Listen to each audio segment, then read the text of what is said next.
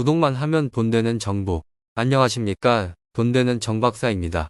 저희 채널을 시청하시는 분들께서 많은 관심을 갖고 계시는 기초연금과 관련한 내용을 알려드렸는데요. 그런데 만 65세 이상 어르신 중에 안전한 정기예금을 1억에서 2억 가입하고 기초연금을 못 받으실까 불안해하시는 분들이 많습니다. 내가 정기예금을 얼마를 해야 기초연금을 탈락하지 않을지 자세하게 모르셔서 고민하시는 분이 많을 텐데요. 그래서 오늘 영상을 준비했습니다. 정기예금 이자율만 보고 넣어둔 은행예금 때문에 기초연금 수급에 걸림돌이 될 수가 있는데요. 오늘은 기초연금에서 금융재산은 어디까지 조사하고 어떻게 줘야 되는지 알려드리도록 하겠습니다. 주민센터에 번거롭게 물어보지 않으시도록 기초연금과 관련된 금융 지식에 대해서 자세히 알려드릴 테니 영상 끝까지 시청하셔서 정확하게 확인해 보시면 좋겠습니다. 시청하시면서 좋아요만 한번 꾹 눌러주세요. 구독, 좋아요, 알림 설정은 큰 도움이 됩니다. 2023년 기초연금 선정 기준액은 단독가구 기준 2022년 180만원에서 2023년 202만원으로 22만원 인상되었습니다.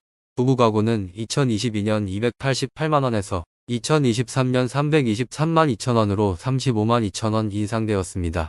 소득평가액과 금융재산 그리고 소득 환산액을 더한 소득인 정액이 이 금액 이하라면 단독가구는 최대 32만 2천원, 부부가구는 최대 51만 7천원을 받을 수 있습니다. 기초연금에 반영되는 재산에는 일반 재산과 금융재산이 있는데요. 오늘 영상에서는 금융재산을 계산하는 방법에 대해서 알려드리려고 합니다. 금융재산 하면 은행을 먼저 떠올리시는 분들이 많으신데요. 기초연금에서 조사하는 금융재산은 생각보다 종류가 많은데 주식이나 현금, 수표, 증권, 주식, 예금, 적금, 보험까지 포함된다고 합니다.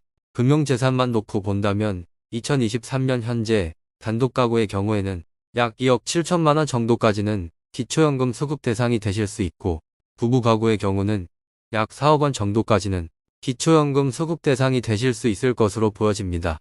물론 소득 증가로 인한 감액이 없이 기초연금을 100% 다 받으려면 기준은 좀 더 낮아질 수는 있습니다. 기초연금 수급을 하려면 금융재산에 대한 기준이 이 정도라는 것은 꼭 알고 계시고 은행 업무를 보셔야 합니다. 그런데 부부가구일 경우 금융재산을 조사할 때 기초연금을 신청하는 본인뿐만 아니라 배우자의 것도 함께 조사하는데요.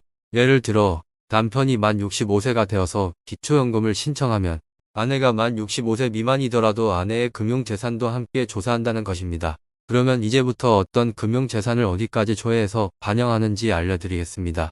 금융재산 조회 첫 번째 저축성 예금입니다.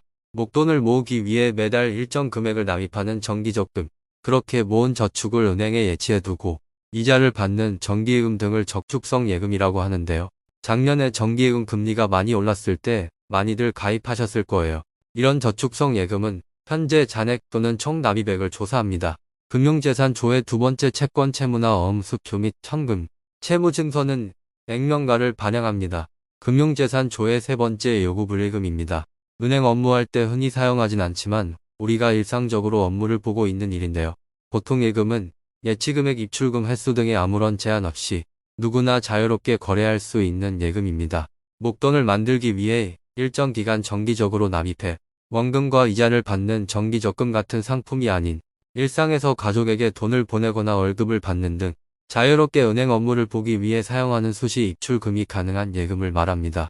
이 수시 입출금예금은 3개월 이내 평균 잔액을 금융재산으로 반영합니다. 금융재산 조회 네 번째 연금저축 금액. 연금저축은 정기적으로 지급되는 금액 또는 최종 잔액을 조사하며 금융재산 조회 다섯 번째 주식 출자금 비상장 주식 포함하여 최종 시세를 반영합니다. 금융재산 조회 마지막으로 보험도 많이들 들고 계시는데요. 보험증권은 해약하는 경우 지급받게 될 환급금이나 최근 1년 이내에 지급된 보험금 기준으로 반영하고 연금보험은 해약하는 경우 지급받게 될 환급금 또는 정기적으로 지급되는 금액이 금융재산에 반영됩니다. 그렇다면 기초연금 신청 시기가 왔을 때 이런 모든 금융재산을 직접 챙기지 않아도 사회복지통합관리망 행복이음이라고 하는 시스템을 통해 내 금융정보를 한 번에 조회할 수 있어서 따로 서류는 제출하지 않으셔도 됩니다. 그런데 보험과 관련해서는 확인하셔야 하는 점이 있습니다. 계약자와 수익자도 본인일 경우에 보험에 대한 재산은 나의 금융재산으로 반영됩니다. 그런데 자녀를 위해 부모가 대신 보험 가입하는 경우가 있습니다. 보험 계약은 내가 했지만 수익자는 자녀일 경우가 있지요. 이렇게 자녀가 수익자로 되어 있는 보험도 나의 금융재산으로 분류되어 기초연금 산정에 반영된다는 점 참고로 알아두시면 좋을 것 같습니다. 기초연금을 신청할 때의 금융재산을 조사한 뒤 담당자는 언제를 기준으로 조사를 하게 될까요? 기초연금 수금을 위한 금융재산 조사는 매년 상반기와 하반기에 1년에 2회 실시합니다. 기초연금 신청을 하시고 수급 선정이 되어도 1년에 2회 금융재산 조사를 통해 재산이 초과했다면 탈락할 수도 있고, 기초연금에 탈락하셨더라도 재산이 줄어들었다면 기초연금을 다시 받게 될 수도 있습니다. 오늘 영상에서는 금융재산을 계산하는 방법과 언제 조사가 되고 어떻게 확인되는지에 대해서 말씀드렸는데요. 이제 나의 금융재산을 소득인 정액으로 계산하는 방법을 알려드리겠습니다. 내가 가지고 있는 재산을 소득으로 보는 소득간산액을 계산할 때 금융재산의 경우 2천만 원 기본 공제를 해주는데요.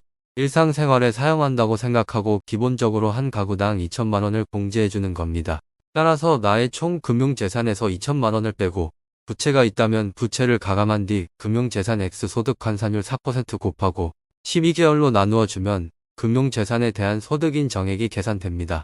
예를 들어 금융재산이 5천만 원, 2억 원, 4억 원일 때 나의 소득인 정액을 한번 구해보면 금융재산 5천만 원에서 기본공제 2천만 원 공제하고 5천만 원 빼기 2천만 원을 계산하면 3천만 원이 나옵니다. 3천만 원 곱하기 4%를 계산하면 120만 원이 나오고 120만 원 나누기 12개월을 계산을 하면 10만 원이 나옵니다. 소득 인정액은 10만 원으로 반영되는 것입니다. 금융재산 1억 원은 26만 원 반영, 금융재산 2억 원은 소득 인정액 60만 원 반영, 금융재산 4억 원은 소득 인정액으로 약 126만 6천 원으로 반영됩니다. 정리해서 표로 정리해 봤는데요. 5천만 원의 금융재산이 있다면 10만 원이 소득 인정액이 됩니다. 4억 원은 약 126만 원이네요. 지금 계산한 소득인 정액은 금융재산만을 반영한 금액이고, 아파트, 오피스텔, 상가 등의 일반 재산에 대한 소득인 정액과 소득이 있다면 최종 소득 평가액까지 모두 더해 기초연금 선정 기준액을 비교해 보셔야 한다는 점도 참고하시기 바랍니다. 오늘은 기초연금을 신청하면 어떤 금융재산을 어디까지 조회해서 조사하는지 알려드렸는데요. 기초연금에 반영되는 금융재산의 종류와 범위를 알아두시면 내 금융재산을 계산할 때 도움이 될 수 있습니다. 오늘 내용 확인하시고 사전에 미리 대비하셔서 더 많은 분들이 기초연금을 받으시면 좋겠습니다. 놓치는 혜택이 없도록 중요한 정보를 전달해서 도움이 되는 소식을 전달해 드리도록 하겠습니다. 채널 구독과 좋아요, 알림 설정 부탁드리고 구독만 하면 돈 되는 정보, 앞으로도 돈 되는 정박사가 받지 못하는 혜택이 없도록 돈 되는 소식을 전달해 드리도록 하겠습니다. 더 좋은 정보로 찾아뵙겠습니다. 감사합니다.